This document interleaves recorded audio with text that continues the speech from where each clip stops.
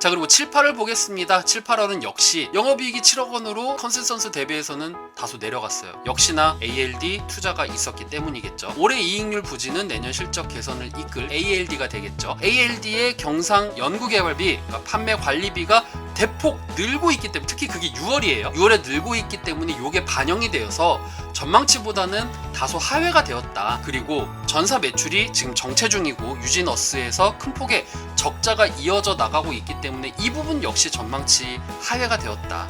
그리고 고객들에게 인증 중이거나 곧 인증 과정, 지금 QA가 진행되고 있는 요 신규 장비주들에 대해서는 판관비 비중이, 그렇죠, QA를 하는데 공짜로 하진 않을 거 아니에요. 아, 이거 한번 써보세요 해서 뭐 샘플도 주고 잘못된 거 있으면 또 바꿔주고 이런 식으로 QA가 지금 진행되고 있는데, 이 QA 비용이 32%에서 44%로 대폭 늘어나고 있대요. 그렇기 때문에 이 투자가 들어가는 관점에서는 전망치 대비해서 더 하회가 된다라는 거죠. 유진테크가 현 준비 중인 증착 장비 국산화 아이템은 첫 번째 디램양, 라지비치 쪽 ALD고요. 비메모리양 같은 경우에는 미니비치 ALD, 그리고 낸드양 같은 경우에는 메탈 OXP, 요게 이제 국산화 진행 중이라고 합니다. 요거 제가 다음 페이지에서 얘네들 지금 이거 만들고 있어요, 이거 지금 준비 중이에요 라는 것을 제가 말씀을 드릴게요. 그 중에서도 디램에 대한 부분이 조금 더 주목을 받고 있다. 자, 그리고 다양한 막질과 다양한 레이어, 그리고 다양한 고객의 매출이 확대될 기로에 서 있다. 지금 평가를 받고 있는 중이고요. QA를 진행하고 있는데 결과가 안 좋게 나오면은 조금 뭐 지연이 된다라던가 안 좋은 흐름이 나오겠죠. 그리고 전망을 보면은 뭐 3분기 같은 경우에는 장비 출하가 증가를 하면서 매출은 개선될 거야, 이렇게 얘기를 하고 있는 거예요. 그리고 내년 매출액은 280%까지 봤잖아요. 그런데 이제 지금 7, 8월 되니까 653까지 늘어났어요. 이야, 이거는 진짜 전문가들이 진짜 많이 보고 있구나, 이렇게 컨센서스 되게 높게 보고 있구나, 이렇게 제가 확인을 할 수 있었고요. 내년 이후 실적 대폭 개선은 다른 국내 고객사의 적극적인 증착 장비의 국산화 노력, 그러니까 일본의 이슈, 그러니까 2019년도 일본 이슈 때문에 국내 기업들이 어떤 생각을 하게 되었어요. 뉴스에서도 많이 나왔죠. 일본 제품에 대한 비중이 크다 보니까 일본이 저런 식으로 나오게 되면은 타격이 클 수밖에 없기 때문에 비중을 많이 낮추고 좀 균등하게 해야겠다, 리스크 관리해야겠다, 이런 얘기를 많이 했잖아요. 그렇기 때문에 다른 기업들도, 제가 이따가도 설명을 드리겠지만, 다른 기업들도 지금 국산화에 대한 이슈들이 계속적으로 늘어나고 있고, 이에 영향으로 미국이라던가 다른 나라에서도 관심을 보이고 있다라는 거죠. 한국이? 그래, 일본이 좀 탐탁치 않았는데 한국이 이걸 했다고? 그래서 지금 수주가 나오고 있어요. 그거 이따가 제가 말씀드릴게요. 그래서 이런 이슈들이 있기 때문에 내년에는 더 좋을 것이다, 이런 얘기를 하고 있는 거예요. 자, 그러면은 지금 개발 중인 애들이 어떤 애들이냐 이렇게 봤더니, 자, 요거는 유진투자증권의 리포트에서 제가 발췌를 한 내용입니다. 주요 장비 라인업을 딱 보니까 싱글라인, 라지비치, 그리고 미니비치 이렇게 나와 있어요. 낸드양 같은 경우가 싱글 쪽이고요. 그리고 디램양은 라지비치 이렇게 되어 있고요. 그리고 비메모리양이 미니비치, 이렇게 보시면 되겠습니다. 지금은 낸드 쪽을 많이 본다고 생각을 하니까 이쪽으로 지금 개발이 많이 되고 있다라는 거 보시면 되겠어요. 마지막 11월 레포트를 보니까 3분기 매출은 되게 좋았어요. 전분기 대비해서도 좋았고요. 특히나 영업이익 같은 경우에는 전분기 대비 1944%가 올랐어요. 그렇기 때문에 양봉을 쫙 뽑아낸 그런 모습을 볼 수가 있었죠. 지금 여기서 보이시는 바와 같이 양봉을 쭉 뽑아냈어요. 그게 왜 그러냐면은 이 영향이 있겠죠. 물론 지금은 조금 쉬고 있는 중이긴 하지만, 자, 그래서 왜 그런가 이제 내용을 봤더니, SK하이닉스 수시양 디램 투자로 상대적 마진율이 높은 LPCVD 장비가 공급이 되고 있어요. 그리고 유진테크 머티리얼즈의 매출이 계속적으로 성장이 되고 있어요. 제가 아까 말씀드렸죠.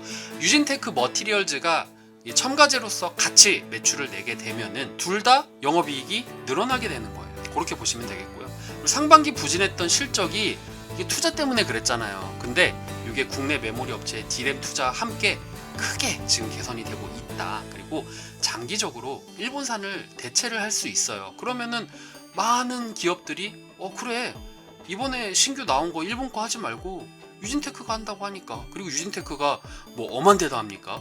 우리나라 최고의 삼성과 하이닉스에 지금 공급을 하고 있잖아요. 그런데 삼성과 하이닉스가 나쁜 기업은 아니잖아요. 세계적인 기업이잖아요. 삼성 같은 경우에는 1위를 차지하기 위해서, 독식하기 위해서 공격적으로 지금 투자를 하고 있는데, 그 투자하는 기업 중에 하나가 유진테크예요. 그럼 다른 기업들이 안 보일까요? 야, 삼성이 지금 복을 품고 1등을 하기 위해서 지금 투자를 막 하고 있는데 그 중에 하나가 유진테크야. 근데 우리도 장비 만들어야 되는데 오씨 일본 거 그래 쟤네 저렇게 한 전례가 있으니까 우리도 유진테크 할래요. 지금 이러고 있어요. 실제 그런 매출이 발생이 됐고요. 오늘 제가 지금 얘기를 드리고 있는 오늘 그게 발생이 됐어요. 사실 제가 이거를 조금 일찍 녹화를 하려고 했었는데 수주가 나온 걸 보고 뭐 또 하나 터질 거 그냥 느낌이 그렇더라고요. 정말 이건 뭐 근거 이런 거 없이 그냥 느낌이 그랬어요. 오늘 뭐 하나 터질 것 같은데, 오늘 뭐 하나 터질 것 같은데, 어제 뭐 터졌는데 아 이거 연속적으로 뭐 하나 나올 것 같은데 이거 조금 근데 아니나 다를까 촉이 맞았어. 물론 이게 결과론적이기 때문에 뭐 뻥이다 할 수는 있겠지만 진짜 제 촉이 그랬어요. 오늘 해야겠다. 근데 마침 오늘, 그러니까 오늘이 12월 23일이에요. 이 녹화 날짜가 12월 23일인데 그게 여기에 나온다라는 거죠. 그래서 D램 신규 투자는 21년도에 지금 집중이 되어 있기 때문에 국산화 장비로서는 진짜 큰 성과다. 그리고 4분기 때는 3분기 대비해서는 아무래도 3분기 때 쭉 뽑아냈기 때문에 4분기는 조금 소폭 내려갈 것이다. 하지만 그렇다고 전망이 나빠지는 것은 아니다. 이렇게 얘기를 하고 있어요. 21년도에 연간 매출을 보면은 올해 대비해서 81% 증가가 되고 그리고 영업이익은 269% 증가가 될 것이다. 이렇게 전망을 하고 있었습니다. 자, 그래서 유진테크의 이제 분기 영업이익을 추이를 이렇게 보면은요, 이건 DB금융투자의 이 리포트에서 제가 이렇게 떼어온 건데요. 딱 보시면은 이거 보이시죠? 3분기 때 엄청나게 뽑았어요. 그래서 양봉이 이거 같이 보여드릴게요. 자, 이거 이렇게 같이 보면은요, 이렇게 하면 되겠다. 네. 자, 1분기, 2분기 때는 영업이익이 안 좋았기 때문에 주가가 흐름이 좋지 못했죠. 그런데 2분기 때부터 지금 뭐 매출이 나올 것 같고 지금 장비가 QA가 진행이 되고 있고 3분기부터 영업이익을 뽑아내니까 지금 3분기 때 쭉 올라간 모습을 보여줬고요. 그리고 4분기 때는 3분기 때 좀 많이 나와가지고 4분기 때 좀 내려갈 건데 근데 1분기 때 보니까 1분기 때 영업이익은 더 늘어나네. 왜 그럴까? ALD가 지금 계속적으로 수주가 나오고 있어요. 그렇기 때문에 1분기 때는 본격적으로 투자가 될 것이다.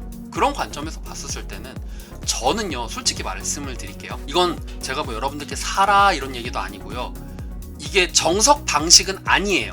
그러니까 전 전문가가 아니니까 어떻게 보면 야매 방식이 될 수 있는 거죠. 그냥 알뜰매는 개인으로서 이렇게도 생각을 할 수 있는 거. 그러니까 이게 정답이 아닌데 저는 이렇게 생각을 한다라는 거예요. 그러니까 레포트들을 보면은 영업이익 전망치가 나오잖아요. 근데 이 레포트를 개인들도 많이 보시긴 하지만 기관분들이 많이 보신다라는 거죠.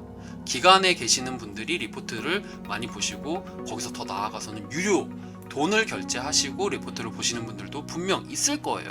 그러면은 이 전망치 같은 거를 봤었을 때, 물론 전망치는 다 비슷하겠죠. 그랬을 때 기관 투자자가 이거를 보고 매수를 하고 매도를 하고 이런다고 하면은 저 같은 경우에는 3분기 때 엄청나게 올라갔으니까 만약에 없는 사람이라면 3분기 때는 너무 고점이니까 사지 말아야지. 4분기 때 내려간다고 하니까 4분기 때 내려가면은 그때 잡아야겠다.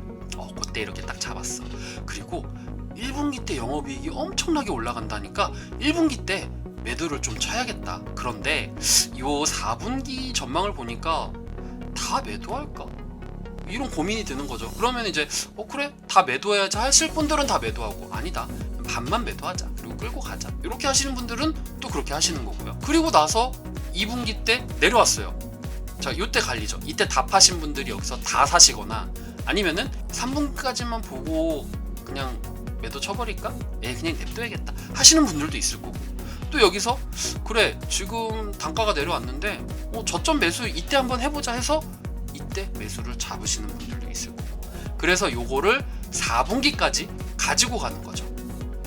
이것도 저는 투자 방식 중에 하나라고 생각을 해요. 무조건 물론 차트를 보는 것도 중요하긴 한데 차트를 보는 것도 중요하고 영업이익에 대한 전망치를 보고 여기에 따른 흐름을 가져가는 것도 저는 좋다고 생각을 하거든요. 그러니까 이게 저는 그래서 좀 궁금해요. 그러니까 이게 맞다라고 생각을 하시면은 좀 의견을 달아주시고, 제 채널을 보시는 분들 중에 주식을 정말 오래 하신 분들이 있을 거 아니에요.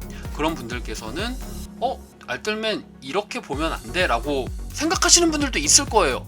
그게 잘못됐다고 하면은 어떤 관점에서 보면 좋은지 댓글을 달아주시면 저 공부 열심히 하겠습니다. 진심으로 감사드리고요. 네, 그런 얘기를 제가 말씀드렸고요.